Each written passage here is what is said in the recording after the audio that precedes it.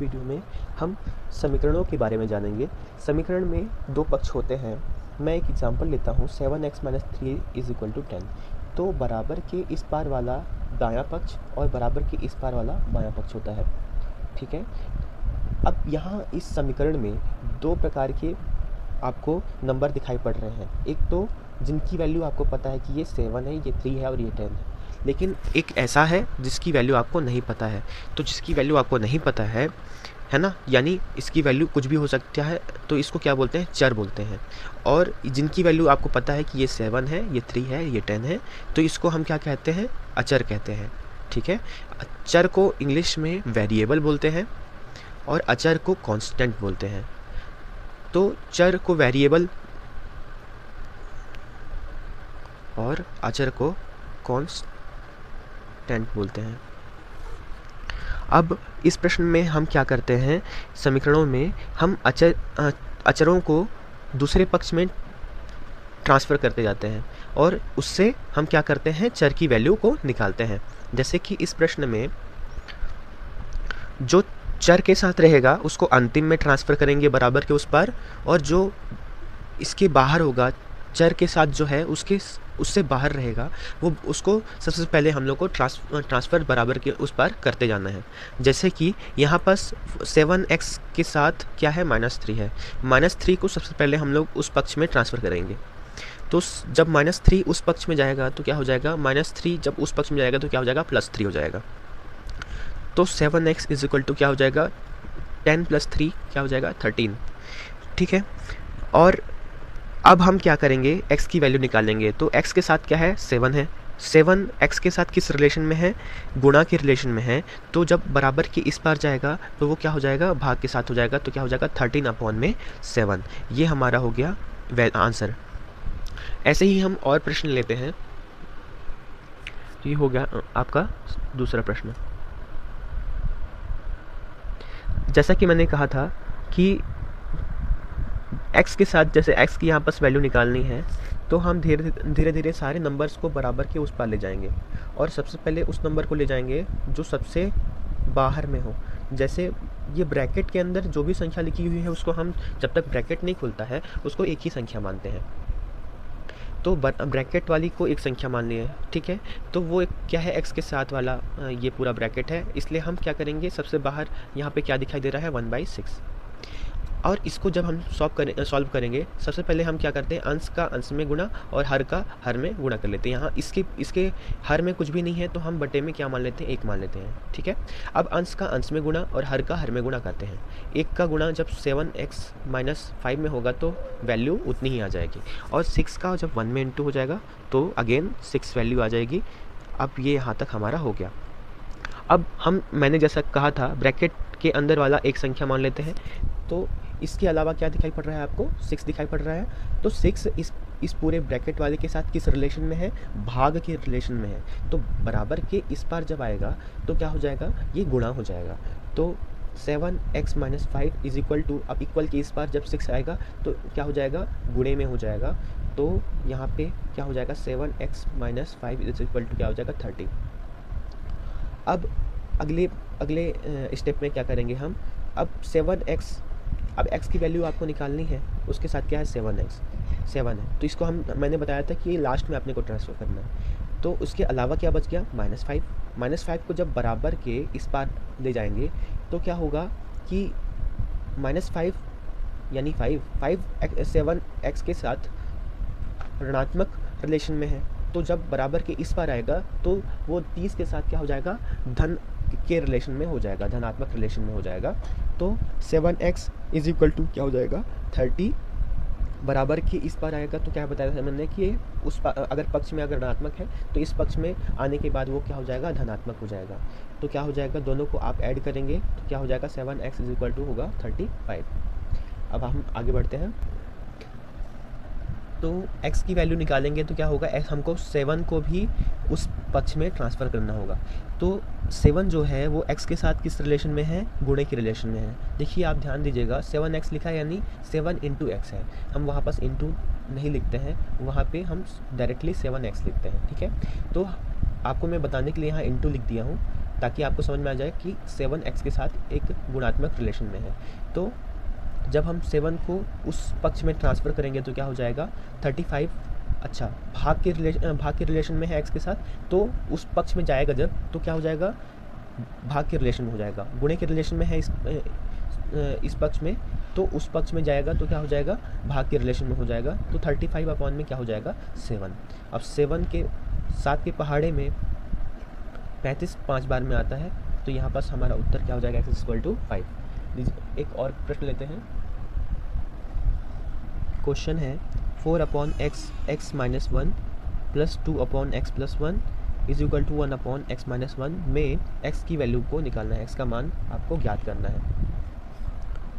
तो हम क्या करेंगे कि अच्छा, यहाँ पर क्या दिखाई पड़ रहा है, जो संख्याएं हैं वो क्या है भिन्नों के रूप में है, तो हम इसे भिन्न मानकर ही शुरुआत में सॉल्व करेंगे। तो देखिए ये भिन्न में है, तो दो भिन्नों का यहाँ पर क्या है जोड़ है, तो हम सबसे पहले उनको जोड़ेंगे। तो अब आपको एक और चीज़ बतानी होगी मुझे, 2/5 है प्लस 3/x है।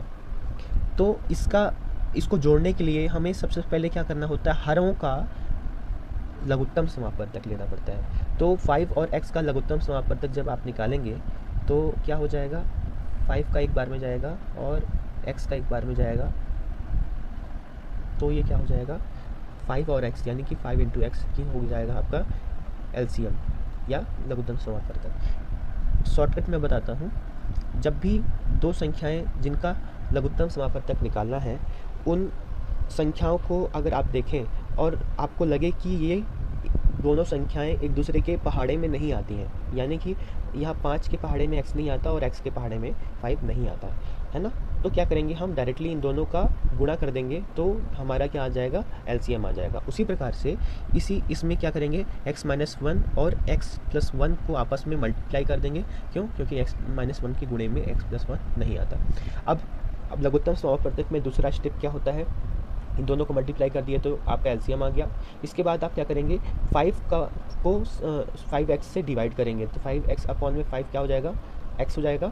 x का मल्टीप्लाई हम क्या करेंगे उसके अंश में करेंगे, तो 2 × क्या हो जाएगा x हो जाएगा। ठीक, उसके बाद ये जो यहाँ पास दिया होगा यानी प्लस दिया हुआ है तो प्लस लिख लेंगे। इसके बाद फिर x को हम 5x से फिर से डिवाइड करेंगे, है ना, तो x से डिवाइड करेंगे तो क्या आ जाएगा 5 आ जाएगा, है ना।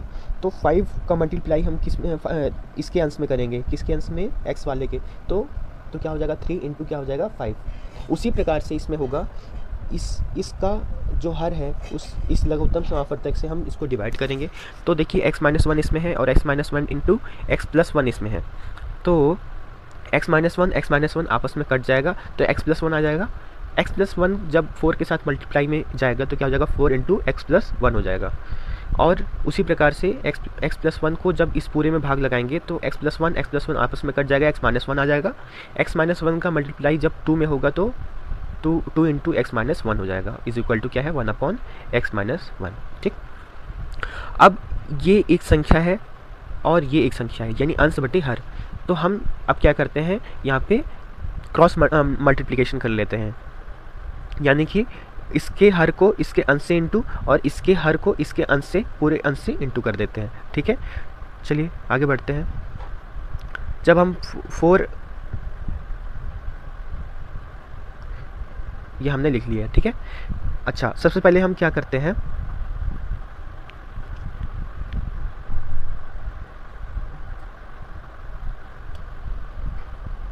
अब मुझे यहाँ पास दिखाई पड़ रहा है कि ये जो x-1 x+1 है है ना, अगर उसको बराबर के उस पार ले जाएंगे तो इसके साथ क्या है, इस पूरी संख्या के साथ भाग के रिलेशन में है ये संख्याएं, तो बराबर के उस पार जाएंगी तो क्या हो जाएगा, ये गुणे में हो जाएगा।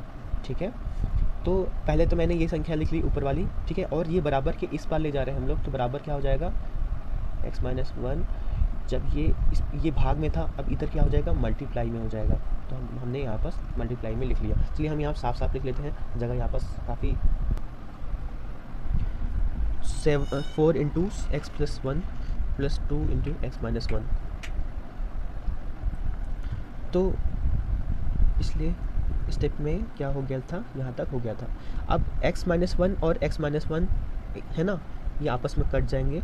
तो यहाँ पास क्या बचा, x+1 का जब 1 में इंटू हो जाएगा तो x+1 ही आ जाएगा। फिर 4 का इधर इस पक्ष में हम क्या करेंगे, 4 को x में, और मतलब हम यहाँ पास क्या कर रहे हैं, ब्रैकेट को तोड़ रहे हैं। ब्रैकेट तोड़ेंगे तो क्या करेंगे, 4 का जब x में एक बार इंटू करेंगे और एक बार 1 में, उसी प्रकार से यहाँ पास 2 का x में और 2 का -1 में। तो 4 का जब x में इंटू होगा तो 4x हो जाएगा, और 1 में करेंगे 1 में 4 का इंटू होगा तो क्या हो जाएगा, 4 हो जाएगा। 2 का इंटू x में होगा तो 2x हो जाएगा, और 2 का जब -1 में इंटू हो जाएगा तो क्या हो जाएगा, 2। अब x को आपस में और अचर को आपस में यहाँ पर सॉल्व करेंगे।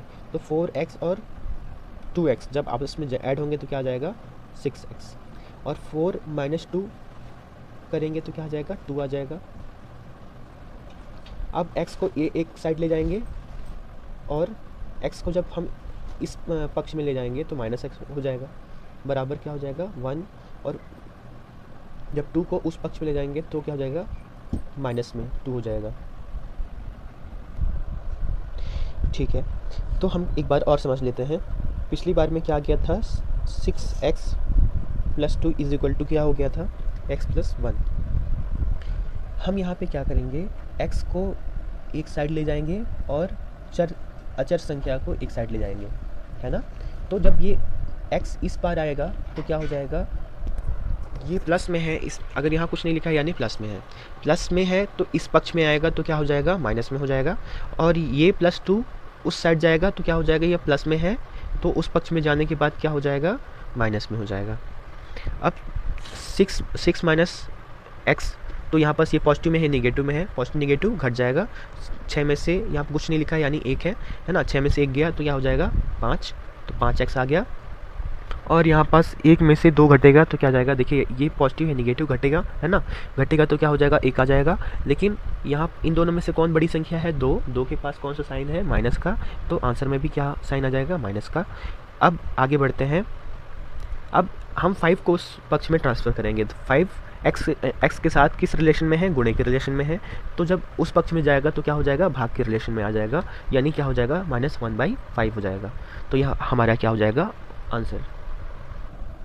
अब ये एक प्रश्न है जिसमें हमको क्या करना है, x का मान ज्ञात करना है।